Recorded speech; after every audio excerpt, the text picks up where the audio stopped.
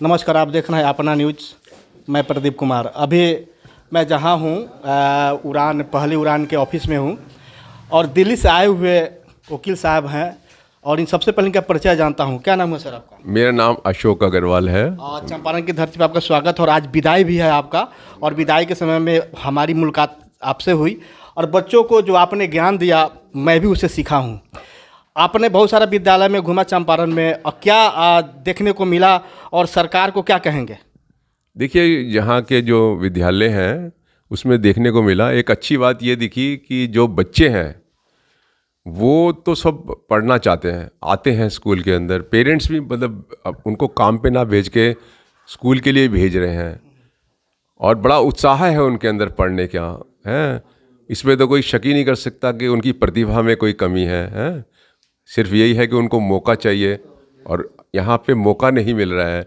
जो हमारे संविधान में राइट टू एजुकेशन का मौलिक अधिकार है और जो स्टैट्यूटरी राइट है, कानून है, जो उसके अंदर जो बुनियादी चीज़ें, बाकी ऊंची ऊंची चीज़ें तो छोड़ दो, जो बुनियादी चीज़ें हैं कि स्कूल में एक फंक्शनल टॉयलेट होगा, एक बिल्डिंग होगी, बिल्डिंग का मतलब सेफ बिल्डिंग होगी, डेस्क होंगे, टीचर्स होंगे पर्याप्त मात्रा में, कमरे पर्याप्त मात्रा में होंगे, लाइब्रेरी होगी, स्पोर्ट्स होगा, ये बुनियादी चीज़ें हैं जो उसके अंदर लिखी हुई हैं। और लिखा हुआ है कि सरकार की जिम्मेदारी है ये देना।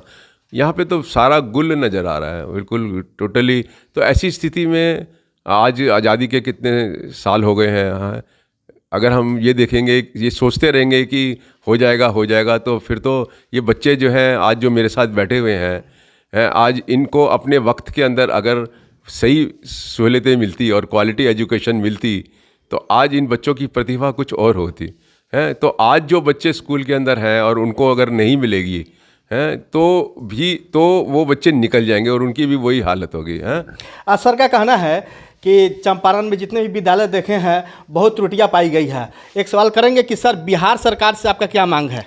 देखिए, बिहार सरकार की कॉन्स्टिट्यूशनल और स्टैट्यूटरी और एथिकल भी, मॉरल ड्यूटी भी है बच्चों के प्रति कि वो इन सब विद्यालयों को बिल्कुल स्टेट ऑफ आर्ट विद्यालय बनाएं और इन सब बच्चों को पूरी फैसिलिटीज़ दें।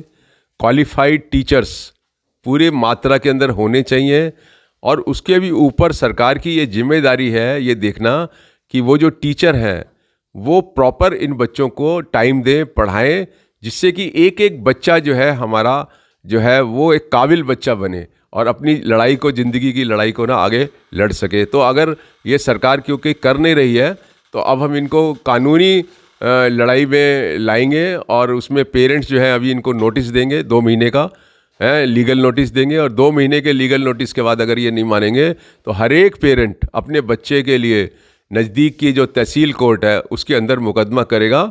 और ये बिहार की सरकार को और मुख्यमंत्री को, नीतीश कुमार जी को, इनको कटघरे में खड़ा करना पड़ेगा।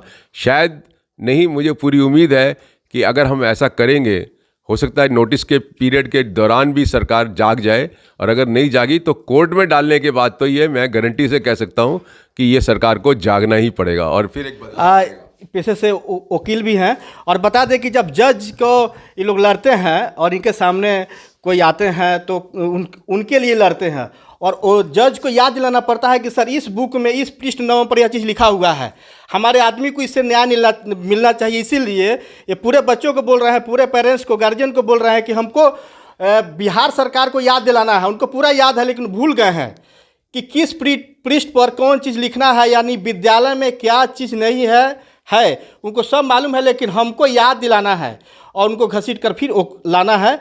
इससे बच्चे को खुशहाल होगा। जैसे रूस और यूक्रेन की लड़ाई देख रहे हैं, हमारे हिंदुस्तान के बच्चे 20,000 बच्चे यूक्रेन क्यों पढ़ने जा रहे हैं? क्योंकि वहाँ की मेडिकल फी कम है, पढ़ाई अच्छी है, क्वालिटी अच्छी है। अगर यह व्यवस्था हमारे राज्य में, हमारे देश में हो तो हम यूक्रेन विदेश पढ़ने नहीं जाएंगे। नमस्कार।